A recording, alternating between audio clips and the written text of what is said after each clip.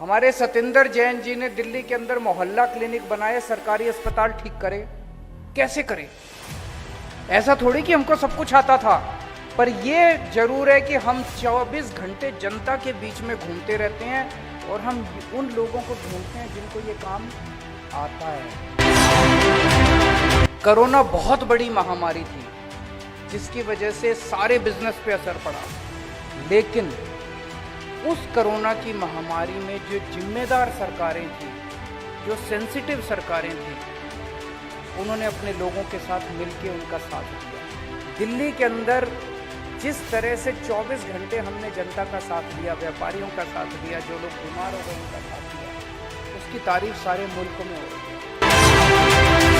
दुर्भाग्यवश उस वक्त जब पंजाब के अंदर कोरोना फैला था, यहाँ की सरकार अपने लोगों को अनाथ छोड़ के और आपस में उस टाइम सीएम की कुर्सी की लड़ाई चल रही थी।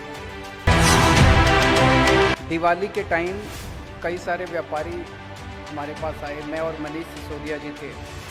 उन्होंने आके कहा, जी आप कहते हो हमने इंस्पेक्टर आज ख़त्म कर दिया, ये दिवाली के टाइम पे आपके इंस्पेक्टर आ रहे हैं हमारे पास, आप जितने मर्जी ऑर्डर पास कर दो, इंस्पेक्टर को दुकान में जाने से कौन रोक सकता है। तो उसी ऑर्डर में हमने लिखा कि अगर कोई आपके यहाँ अधिकारी या कोई इंस्पेक्टर आ जाए तो ये व्हाट्सएप नंबर है, दूर से उसकी फोटो खींच के इस पर व्हाट्सएप कर दें। भाई साहब, उसके बाद इंस्पेक्टरों ने दिवाली लेना बंद कर दिया। फिर दिवाली जनता की होती थी, इंस्पेक्टर अपने घर पे दिवाली मनाता था, जनता अपने घर पे दिवाली मनाती थी। तो इंस्पेक्टर राज खत्म करना हमको आता है। एक और मैं आपको बताता हूँ, इसको पंजाब में भी लागू करेंगे। दिल्ली में इन्होंने हमको करने नहीं दिया, शुरू में हमने किया था। जब दिल्ली में नई नई हमारी सरकार बनी, 49 दिन की सरकार, आप में से पता नहीं कितने लोगों को जाने का मौका मिला उस टाइम दिल्ली। भाई साहब, दिल्ली के अंदर रिश्वत कम नहीं हुई थी, बंद हो गई थी रिश्वत को। करना हो तो 2 महीने क्या, 49 दिन ही बहुत थे। 49 दिन के अंदर ऐसा करिश्मा करके दिखाया था दिल्ली के अंदर, पूरी दुनिया में चर्चा हुई थी। चन्नी साहब के पास तो 5 महीने मिले उनको। अगर वो चाहें इंस्पेक्टर राज भी ख़त्म कर सकते हैं, इंडस्ट्री को पार्टनर भी बना सकते हैं, आपकी समस्याएं भी दूर कर सकते हैं। होगा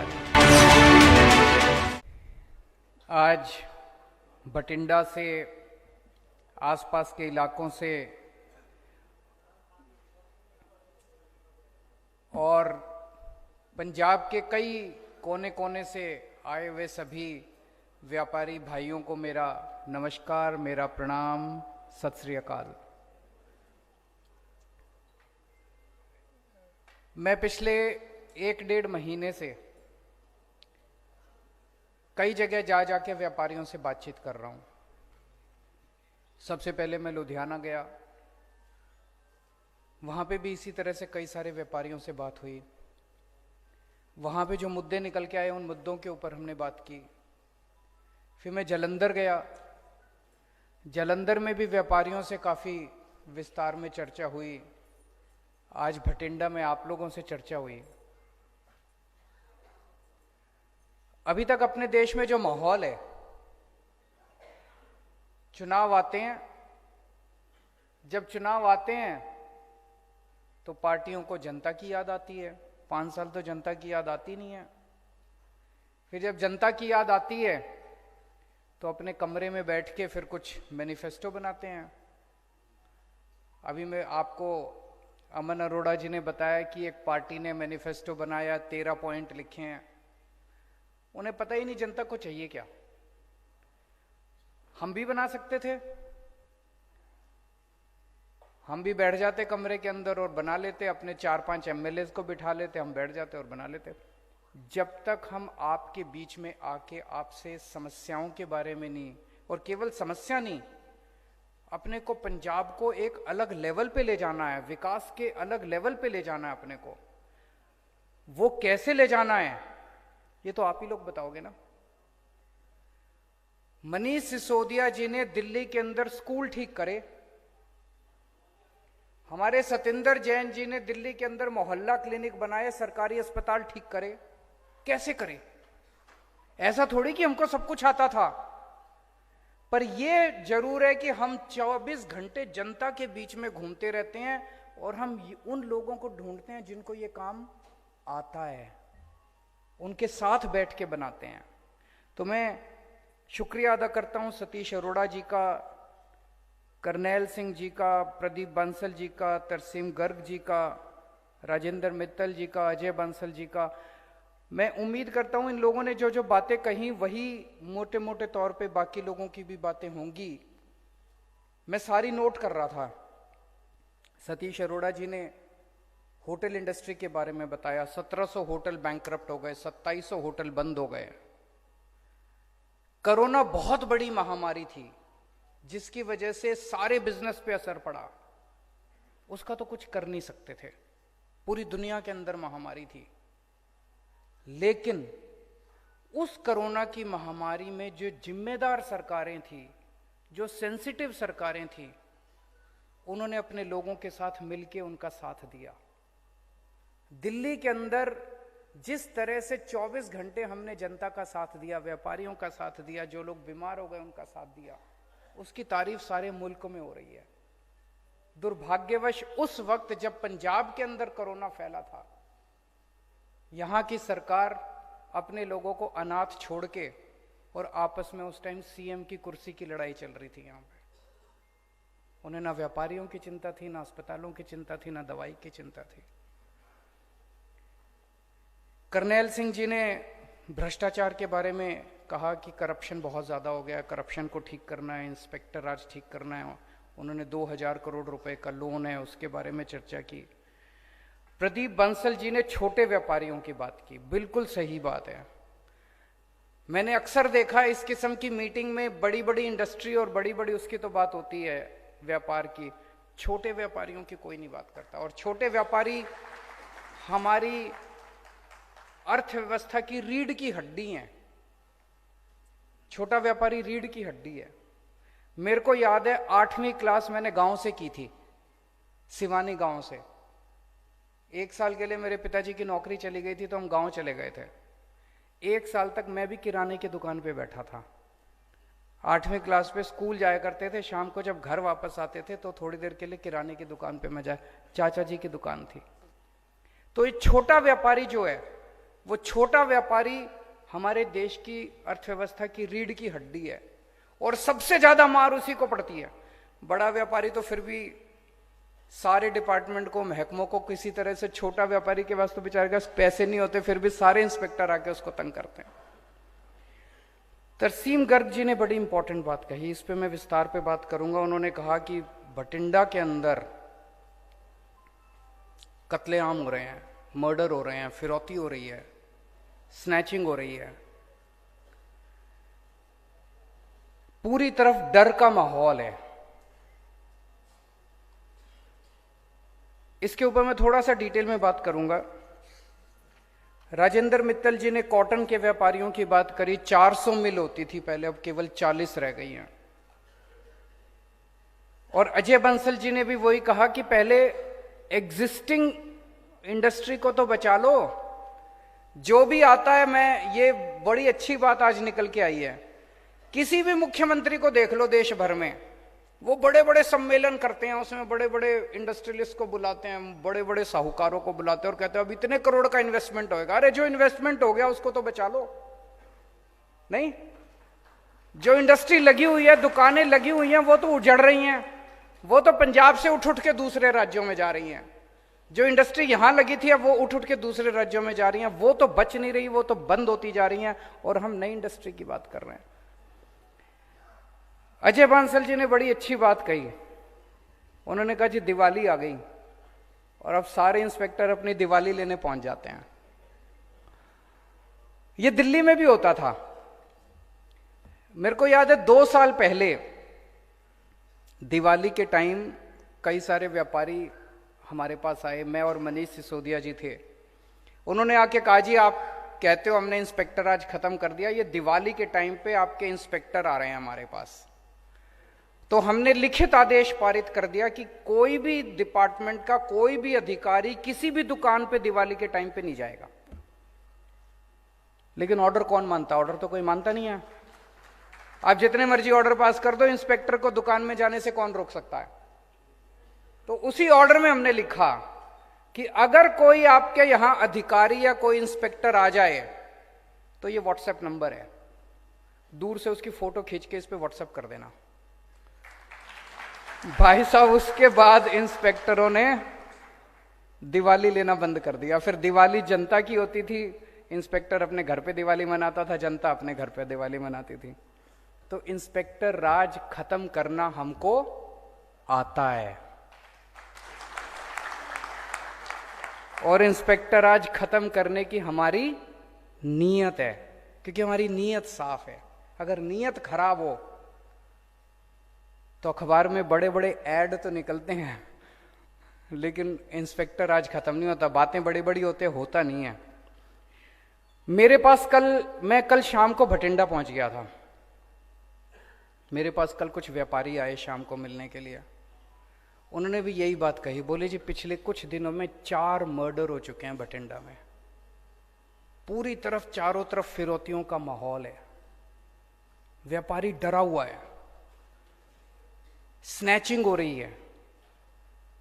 शाम अगर कोई घर से बाहर निकलता है तो चारों तरफ देखता है कि कोई मेरा पीछा तो नहीं कर रहा। एक जोजो टैक्स करके भी है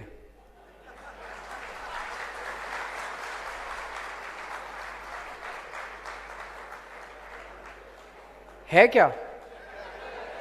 है।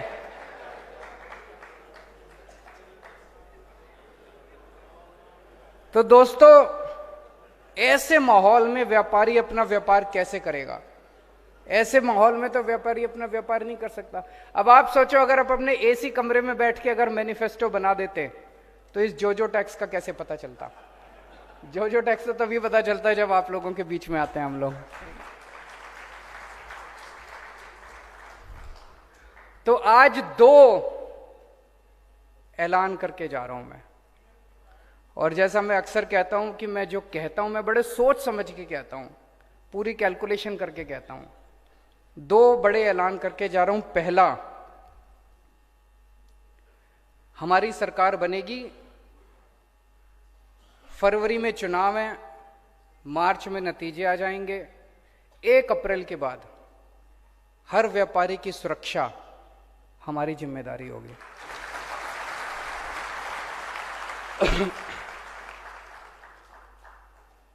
और आज आपको कहने के जा रहा हूं, उसके बाद डरने की जरूरत नहीं है। ऐसी व्यवस्था पैदा करेंगे, जैसा मैंने कहा, मनीष सिसोदिया जी ने बस व्हाट्सएप नंबर दे दिया।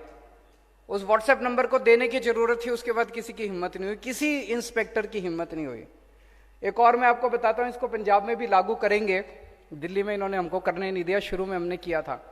जब दिल्ली में नई नई हमारी सरकार बनी, 49 दिन की सरकार, आप में से पता नहीं कितने लोगों को जाने का मौका मिला उस टाइम दिल्ली।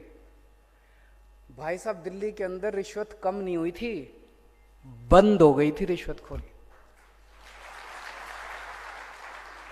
मैंने सबको बोला, ऐलान कर दिया, होर्डिंग लगा दिए चारों तरफ कि अब अगर आपसे कोई रिश्वत मांगे, मना मत करना, अपना मोबाइल फोन निकाल लेना, उसकी रिकॉर्डिंग कर लेना।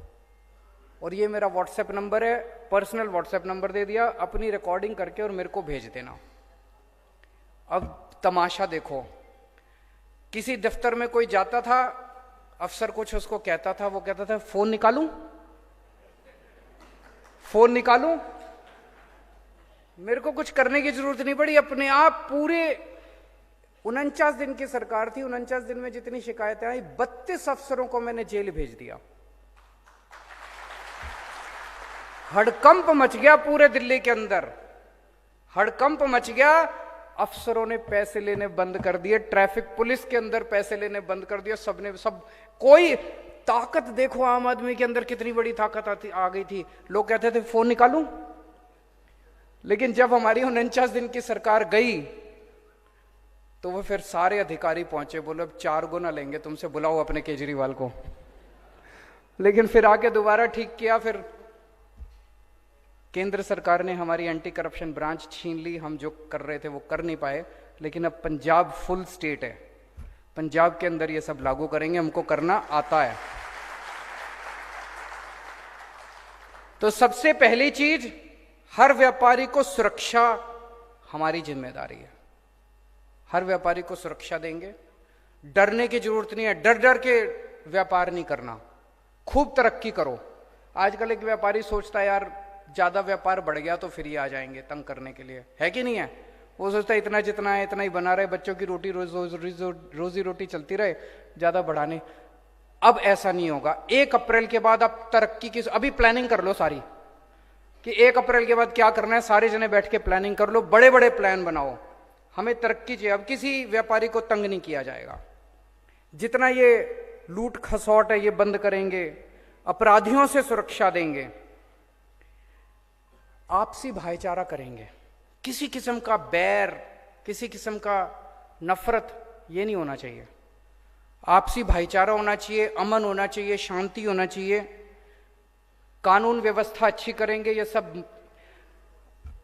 अगर ऊपर से इशारा चला जाए, कई जो अच्छे पुलिस वाले ना वो बताते हैं, कहते हैं जी जिस दिन पुलिस ठान ले कि हमें अपराध नहीं होने देना, बोले हमारा इंटेलिजेंस सिस्टम इतना तगड़ा है, 1 अपराध नहीं होगा शहर में अगर पुलिस ठान ले तो।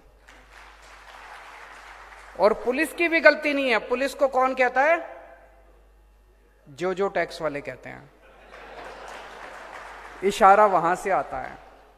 जब नीयत खराब होती है ऊपर बैठे वालों की कि पैसे इकट्ठे करके लाओ, पैसे इकट्ठे कर, फिर एसएचओ भी पैसे इकट्ठे करता है, फिर पुलिस वाला भी पैसे, इंस्पेक्टर भी पैसे इकट्ठे करता है।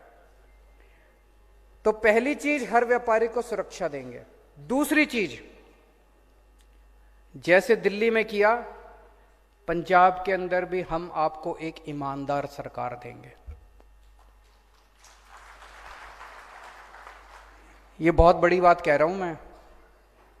आज तक राजनीति के अंदर किसी ने ईमानदारी की बात करी नहीं थी। ईमानदार कोई बचा ही नहीं था। न पार्टी बची थी, न नेता बचे थे। भ्रष्टाचार की बातें होनी बंद हो गई थी। सारे ही भ्रष्टाचारी थे। कौन करेगा भ्रष्टाचार की बात? सारे ही चोर थे, सारे ही डकैत थे।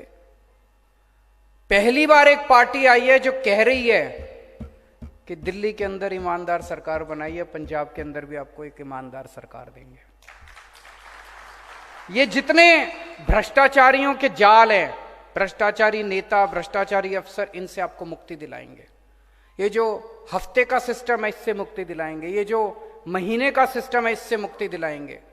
इंस्पेक्टर राज से मुक्ति दिलाएंगे। करके दिखाया है। दिल्ली के अंदर रेड राज बंद कर दिया, इंस्पेक्टर राज बंद कर दिया। और उसके लिए पूरी व्यवस्था, जानबूझ के हम लोगों ने ऐसी व्यवस्था बना रखी है कि इंस्पेक्टर राज चलता रहे, पैसे इकट्ठे होते रहे। कानून बदलेंगे, रूल्स बदलेंगे, ऑर्डर बदलेंगे, व्यवस्था बदलेंगे, ताकि इंस्पेक्टर के पास पैसे लेने का कोई जरिया ही ना बचे। और आज कह के जा रहा हूं यहां पे जो टैक्स बंद करेंगे, और उनको भी कह रहा हूं कि अभी बंद कर दो, ज्यादा अच्छा है। तो अब किसी व्यापारी को तंग नहीं किया जाएगा, व्यापारियों को इज्जत बख्शी जाएगी।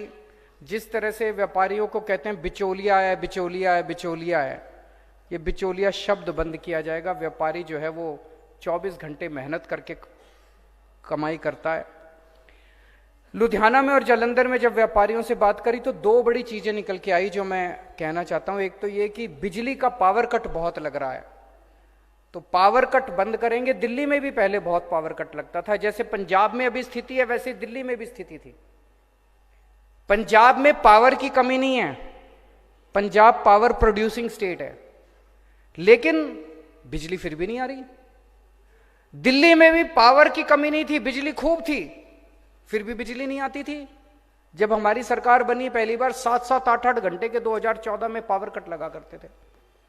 दिक्कत क्या थी दिल्ली में? मैं समझता हूं पंजाब में भी शायद वही दिक्कत होगी, उसको स्टडी करेंगे। और दिल्ली में क्या दिक्कत थी कि जितनी तारें थी, ट्रांसफार्मर थी, पुराने हो चुके थे, गल गए थे।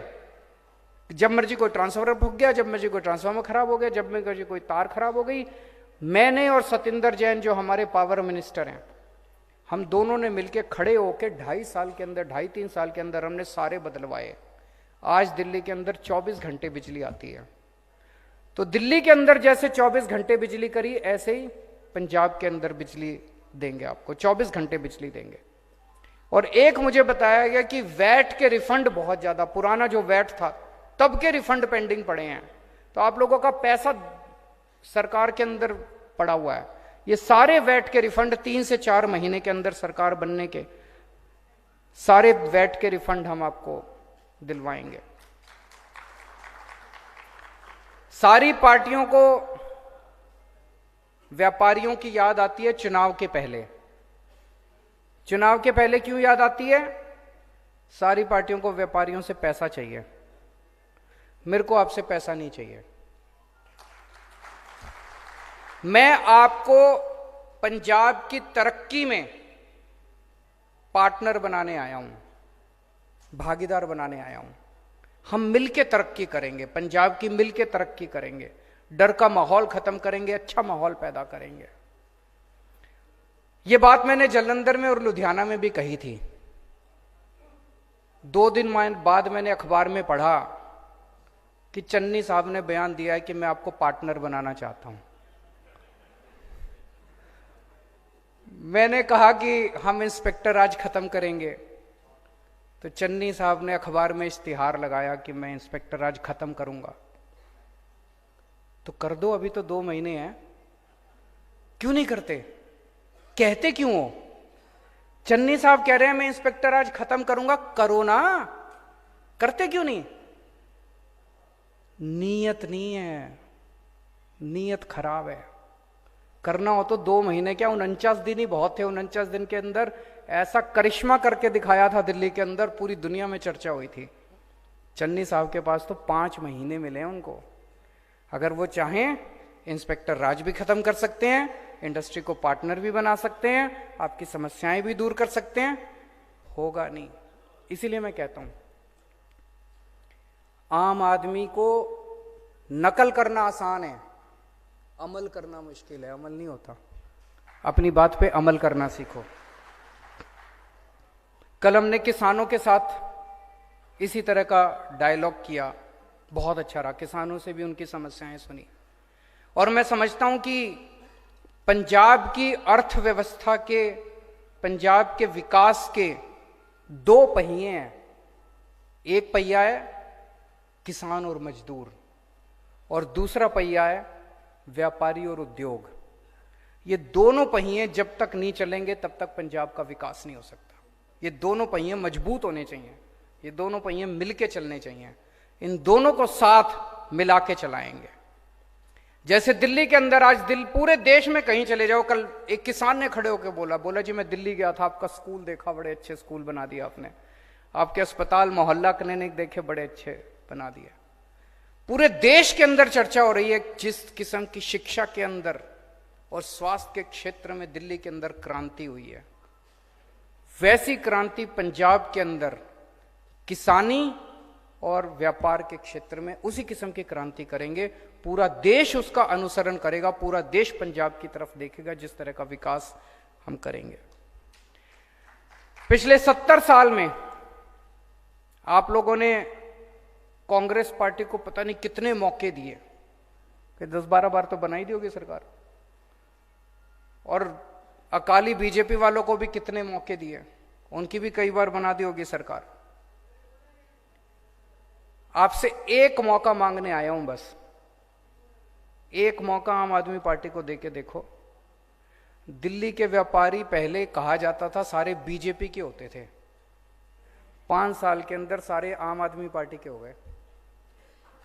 मैं आपको विश्वास दिला के जाता हूं, आज मैं आपसे मौका मांग के जा रहा हूं। 5 साल के बाद यहां जितने बैठे हैं और जितने बाहर सुन रहे हैं, पूरे पंजाब के व्यापारी आम आदमी पार्टी के मुरीद होंगे। हमने कोई जो टैक्स लगा के या गुंडा टैक्स लगा के या फर्जी केस करके ऐसे लोगों को नहीं डराया। हमने लोगों का दिल जीता है, लोगों के काम करे हैं, लोगों के बच्चों का भविष्य बनाया है, उनके परिवार का ख्याल रखा है। तो पंजाब एक मौका आम आदमी पार्टी को देखे, मैं आपको वचन दिलाता हूं कि सारी पार्टियों का आप भूल जाएंगे, उसके बाद आम आदमी पार्टी को हिलाने वाला कोई नहीं मिलेगा पंजाब के अंदर। आपका बहुत बहुत शुक्रिया, बहुत दूर दूर से आप लोग आए हैं, थैंक यू सो मच।